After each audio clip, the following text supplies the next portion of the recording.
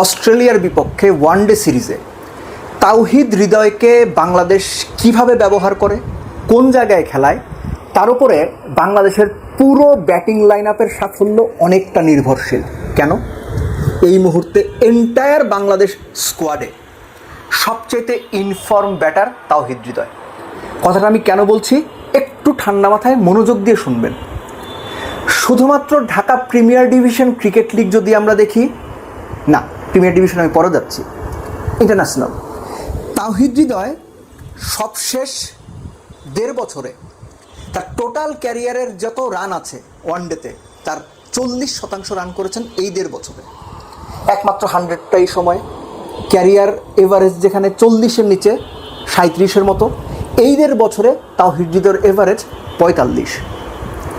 এবার আসি প্রিমিয়ার ডিভিশনে, 101, 86, 71 সম্ভবত, ওই 71/24 বলে অগ্রণী ব্যাংকের সঙ্গে সবশেষ 3 ম্যাচে তাওহিদ হৃদয়ের run. Dhaka premier division cricket লিগের দ্বিতীয় হাইয়েস্ট রান স্কোরার, 430-এর মতো রান করেছেন। টপ 10 রান স্কোরারের মধ্যে ঢাকা প্রিমিয়ার ডিভিশন লিগে তিনি দুইজনের একজন যারা 100-র উপরে স্ট্রাইক রেটে রান করেছেন, 117। আমি নাম্বারগুলো এই জন্য বললাম যে একটু বুঝতে যেন সুবিধা হয়। খেয়াল করে দেখেন, সবশেষ যে 3টা ইনিংস তাওহিদ হৃদয় ব্যাট করেছেন, 3টাই ব্যাট করেছেন তিনি 3 নম্বরে। এর আগে আরেকটা 50 আছে তার, 82 সম্ভবত, সেটাতে ব্যাট করেছিলেন 4 নম্বরে। অর্থাৎ তাওহিদ হৃদয়ের যে জায়গাটা সেটা কোনোভাবেই 5-এর পরে না। কিন্তু আমরা দেখেছি কি এর আগে টপ অর্ডারে ওপেনারদের অ্যাকোমোডেট করতে গিয়ে তাওহিদ হৃদয়কে ঠেলে 6 নম্বরে নামিয়ে দেওয়া হয়েছে। এটা ভুল, আমার বিবেচনা এটা ভুল সিদ্ধান্ত। কেননা দলের সবচেয়ে ইনফর্ম ব্যাটসম্যানকে আপনি পুশ করতে করতে 6 নম্বরে নিতে পারেন না। দলের সবচেয়ে ইনফর্ম ব্যাটসম্যানটা সর্বোচ্চ বল খেলার সুযোগটা যেন পায় সেটা এনশিওর করতে হবে। একই সঙ্গে বাংলাদেশের ব্যাটিং লাইন আপের একটা গুরুত্বপূর্ণ অংশ বাম হাতি ডান হাতিতে স্প্লিট করা যায় না, সিরিয়াল ধরে আসে। কেন বলছি, ভেঙে বলছি। তানজিদ তামিম, সৌম্য, সাইফের যে ফর্ম, সাইফকে বাইরে রেখে আমি বলছি, তানজিদ তামিম, সৌম্য, শান্ত, টানা 3 জন বাঁহাতি। এরপর লিটন, তাওহিদ হৃদয়, মোসাদ্দেক সৈকত, মেহেদী হাসান মিরাজ, এমনকি রিশাদ, টানা 5 জন ডানহাতি। অর্থাৎ এই যে ডানহাতি বামহাতি ম্যাচ আপের যে ব্যাপারটা, সেটা অনেক সময়ই বাংলাদেশ টিম ঠিকঠাক মতো ব্যাটিং ওয়াইজ করে উঠতে পারে না এই কম্বিনেশনটার কারণে। এই কারণেই বলছি তাওহিদ হৃদয় যেহেতু দারুণ ফর্মে আছেন, অস্ট্রেলিয়ার বিপক্ষে তার ব্যাটিং অর্ডারটা নিয়ে প্লিজ এক্সপেরিমেন্ট করেন না। যদি সুযোগ হয় right hand left hand combination হিসেব করে তাওহিদ হৃদয়কে বরং 3 বা 4-এ খেলানো যায় কিনা সেটাও আপনারা ভাবতে পারেন।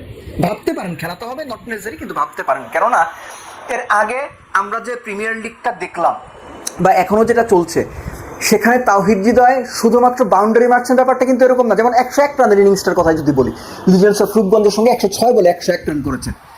এই 40 ডিগ্রি সেলসিয়াস গরমের মধ্যেও তাওহিদ হৃদয় প্রায় 53-54 রান নিয়েছেন দৌড়ে, সিঙ্গেলস ডাবলস। আবার এই তাওহিদ হৃদয় 24 বলে 71 করেন, 12টা 4, 4টা 6 অগ্রণী ব্যাংকের বিপক্ষে। সো তার ওই অ্যাবিলিটিটা আছে কখন দৌড়ে রান নিতে হবে, এই প্রচণ্ড গরমের মধ্যে কিভাবে স্ট্রাইক রোটেট করতে হবে, কখন বাউন্ডারি হিট করতে হবে, মোস্ট ইম্পর্টেন্টলি মিডল ওভার্স নিয়ে বিশ্ব ক্রিকেটে বড় দলগুলো যে ধরনের কাজ করে কিংবা যে ধরনের দ্রুত গতিতে রান তোলে ওয়ানডেতে, বাংলাদেশ কিন্তু সেই গতিতে রান তুলতে পারে না। এবং সেই স্ট্যাট কিংবা সেই লেভেলটা রিচ করতে হলে তাওহিদ হৃদয়কে এই সুযোগটা দিতে হবে। হ্যাঁ, তাওহিদ হৃদয় খারাপ করতে পারেন, অস্ট্রেলিয়ার বিপক্ষে 3 ম্যাচে পরপর 3টা শূন্য তিনি করতে পারেন, কিন্তু এই মুহূর্তে তিনি সবচেয়ে ইনফর্ম ব্যাটসম্যান। সো ওটা মাথায় রেখে আমার মনে হয় তাওহিদ হৃদয়ের ব্যাটিং অর্ডারটা সেট করা উচিত। এটা বলার বা আলোচনার মূল উদ্দেশ্য হচ্ছে, এর আগে যেটা আমি বলছিলাম, আগেও দেখেছি যে ওপেনারদের অ্যাকোমোডেট করতে গিয়ে একজন ওপেনার 1 আর 2-এ, একজন 3-এ, একজন 4-এ, এরকম করতে গিয়ে তাওহিদ হৃদয়ের অর্ডার নিচে নেমে আসে, এটা করলে লস হবে। সো এই লসটা যেন না হয়, তাওহিদ হৃদয়ের ফর্মে থাকা অবস্থার পুরো ফায়দাটুকু যেন বাংলাদেশের ব্যাটিং লাইন আপ নিতে পারে, এটা এনশিওর করা এখন দায়িত্ব। কেননা ভুলে যাবেন না, ওই যে বলছিলাম যে শুরুতে 3 জন বাঁহাতি, তারপর 5 জন ডানহাতি। এটা কিন্তু অস্ট্রেলিয়ার জন্য গেম প্ল্যান করার ক্ষেত্রে অনেক বেশি সহজ একটা গেম প্ল্যান তাদের জন্য রেডি করে দিতে পারে, এই সুযোগটা দেওয়া যাবে না। সো ম্যাচ আপও যদি করতে হয় তাহিদ হৃদয়কে সেইভাবে ব্যবহার করা যেতে পারে। টিম ম্যানেজমেন্ট কিংবা কোচ ক্যাপ্টেনরা মিলে কী করবেন সিদ্ধান্ত তাদের, তারা অবশ্যই আমাদের চাইতে বা আমার চাইতে ভালো জানেন, ডেফিনেটলি ভালো জানেন।